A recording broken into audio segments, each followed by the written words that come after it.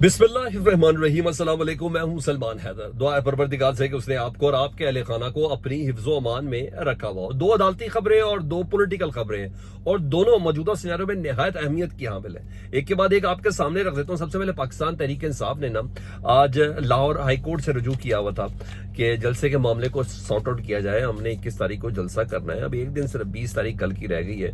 हमें ना Lahore high court की इजाजत पहले भी मिली हुई है, लेकिन डीसी जो है ना ही वो हमें एनओसी जारी कर रहे हैं, ना ही इस सिलसिले में हमसे कोई मुशावरत की जा रही है, ना ही हमें जगह का तयन करके दिया जा रहा है। और ऐसे मौके पर हमने ये जलसा करना है और हर हाल में करना है। तो प्लीज जरा आप जरा इंतजामिया को डायरेक्शन दे दें।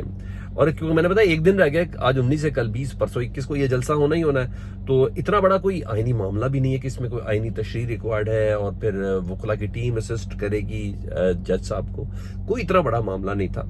हाँ, चाहे इसके की अलहदा दरख्वास्त जरूर लाहौर हाई कोर्ट के अंदर है पाकिस्तान तहरीक इंसाफ का जलसा रुकवाने के हवाले से, लेकिन कोई ऐसी तशरीह को रिक्वायर्ड नहीं थी। लेकिन इसके बावजूद जो जज साहब है जो सिंगल बेंच की सरबराही कर रहे थे, तो सिंगल बेंच था, तो उन्होंने दरख्वास्त सुनने की बजाय ना लार्जर बेंच की सिफारिश करी। पाकिस्तान तहरीक इंसाफ को जलसे की इजाजत देने के लिए, इंतजामिया को डायरेक्शन देने की इजाजत तो है, इंतजामिया को डायरेक्शन देने के लिए उन्होंने लार्जर बेंच बनाने की ना जी सिफारिश कर दी है। और जो दरख्वास्त है पाकिस्तान तहरीक इंसाफ की, जिसमें मलिका बुखारी और एक दो और है, वो उनकी तरफ से ये दरख्वास्त है। वो दरख्वास्त chief justice Lahore high court यानी जस्टिस आलिया नीलम साहबा को इरसाल कर दी कि जी मेरे बस ना काम नहीं, मैं डायरेक्शन नहीं दे सकता इंतजामिया को। तो प्लीज़ आप ज़रा एक से ज़्यादा जज का कोई बेंच बना दे तो वो कर लें।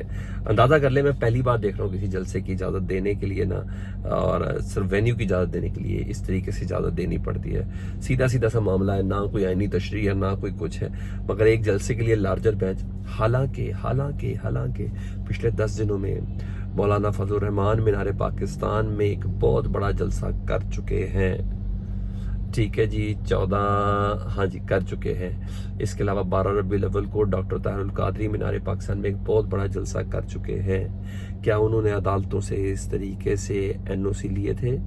क्या अदालतों से इस तरह से इजाज़त दी थी? एक रिक्वेस्ट की थी, दरख्वास्त दी थी, दरख्वास्त के बाद वो इजाज़त हो गई।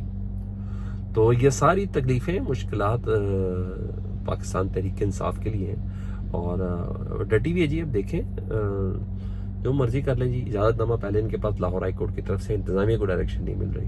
वहाँ पाकिस्तान तहरीक इंसाफ की आज इंतजामिया मूड जो है ये इस जलसे के हवाले से, इसकी आज जो मेन जो कोर कमेटी है उसका इजलास है, जिसकी सदारत जहन में रखिएगा अली अमीन गंडापुर साहब कर रहे हैं। तो फैसला तो ये उधर हो ही जाना है। लेकिन बहरहाल मैंने को बताया कि मुश्किलें इस तरह की हैं और इधर धचका लगा है हुकूमत को एकदम से जारी बात है। इस्लामाबाद हाई कोर्ट से पाकिस्तान तहरीक इंसाफ के हक में फैसले आना शुरू हो जाए और आने भी शुरू हो।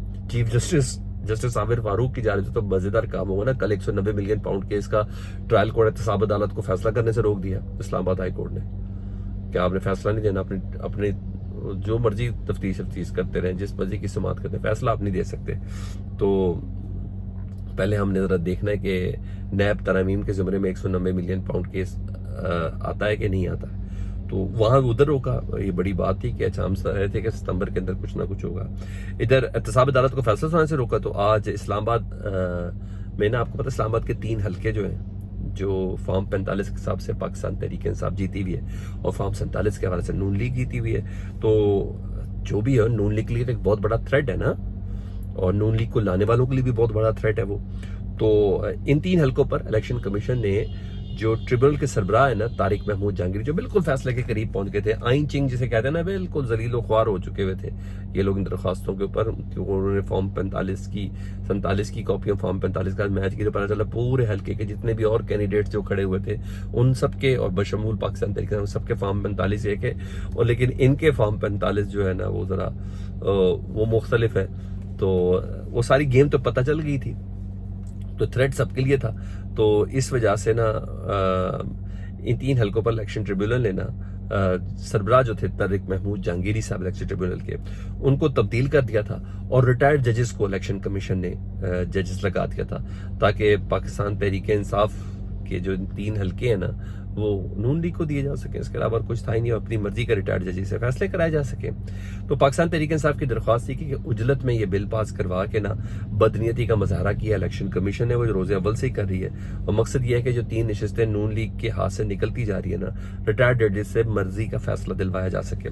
وہ فیصلہ جی چیف جسٹس عامر فاروق صاحب کے سامنے چیلنج ہوا تھا جی، اور انہوں نے اور چیف جسٹس کے سامنے اس وقت تینوں نون لیگی ایم این اے، جس میں طارق فضل چودھری، انجم وغیرہ یہ سب شامل ہیں، تو انہوں نے یہ کہا تھا کہ جسٹس طارق محمود جہانگیری کی بدنیتی ہے، وہ ہمیں جان بوجھ کے ہرانا چاہتے ہیں، اس لیے وہ ٹریبونل کی سربراہی کریں، ہمیں ان کے اوپر اعتبار نہیں ہے۔ تو جس پہ اس وقت چیف جسٹس عامر فاروق صاحب نے کہا ذرا بدنیتی ثابت تو کریں، تو وہ ثابت نہیں کر سکے، ان تینوں نے معافیا مانگی تھی، باقاعدہ طور پر معافیا مانگی تھی۔ تو آج وہ جو فیصلہ معافیوں کے بعد تھا نا محفوظ کیا گیا ہوا تھا اسلام آباد ہائی کورٹ کی طرف سے، آج وہ فیصلہ سنا دیا گیا ہے۔ اسلام آباد ہائی کورٹ نے الیکشن کمیشن کا فیصلہ کالعدم قرار دیا ہے، جس میں جسٹس طارق محمود جہانگیر صاحب کو تبدیل کیا گیا تھا۔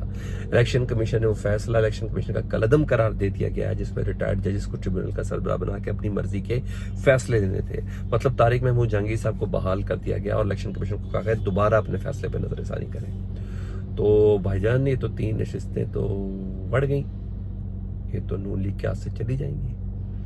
طارق محمود جہانگیری صاحب تو بالکل فیصلے کے قریب پہنچے، انہوں نے کہا فورنزک کرانا ہے طارق محمود جہانگیر صاحب نے کہا دنیا کے جس مرضی کونے سے کرائیں گے ہم فورنزک کرائیں گے، تو یہ تو سب کو بھی پتا۔ تو یہ ایک بڑا زبردست اسلام آباد ہائی کورٹ کی طرف سے فیصلہ ادھر آیا۔ ادھر اس سے پہلے کہ میں ایک دو اور فیصلوں سے متعلق آپ کو بتاؤں، ذرا میں نے ایک اور چیز کلیئر کرنی ہے۔ ادھر بتایا جا رہا تھا نا کہ آئینی ترامیم میں مشاورت ہوئی تھی، اور اس مشاورت کے بعد پارلیمان میں ایک پارلیمان کے ڈیکور کو بنانے کے لیے نا ایک خاص قسم کی ایک کمیٹی بھی بنائی گئی تھی۔ تو پارلیمانی خصوصی کمیٹی کا ایک اجلاس ہوا تھا، ٹھیک ہے جی، ہفتے کو۔ وہ کمیٹی کا جو اجلاس ہوا تھا نا، تو رپورٹرز رپورٹ کریں، اس میں اس کمیٹی میں بلاول بھٹو زرداری صاحب نے نا مولانا فضل الرحمان صاحب کے ساتھ رویہ غیر مناسب رکھا تھا، کوئی ایسی بات کی تھی۔ میں یہ تو نہیں کہتا کہ بدلہ لیا یا نہیں لیا، جو سینیٹر ہے کامران مرتضیٰ صاحب جمعیت علماء اسلام کے، انہوں نے ایک زبردست قسم کا انکشاف کیا، بلکہ میں کہتا ہوں بہت بڑی بات کی ہے۔ اب یوں کہہ لیں کہ بلاول صاحب کے پولیٹیکل کیریئر کے سی وی پہ ایک کالا دبا لگایا مرتضیٰ صاحب نے۔ مجھے تو خیر شک نہیں تھا، مگر غلام کامران مرتضیٰ صاحب نے کہا ہے، تو جن کی ملاقاتیں ہو رہی تھیں وہ یہ کہہ رہے ہیں، اور یہ ساری زندگی بلاول بھٹو کے ساتھ تانا رہے گا، تم بھٹو کے بیٹے ہو، تو بے نظیر کے بیٹے ہو گئے، یہ حرکتیں کی ہیں، پیپلز پارٹی کی لیگیسی کو اس طرح تم لوگوں نے گندا کیا۔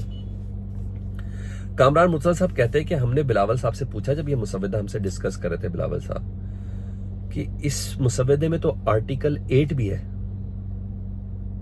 تو بلاول بھٹو صاحب نے کہا کہ سر ہماری مجبوری ہے، آپ ہماری مجبوری سمجھیں۔ اچھا آرٹیکل 8 بتاؤں کیا ہے؟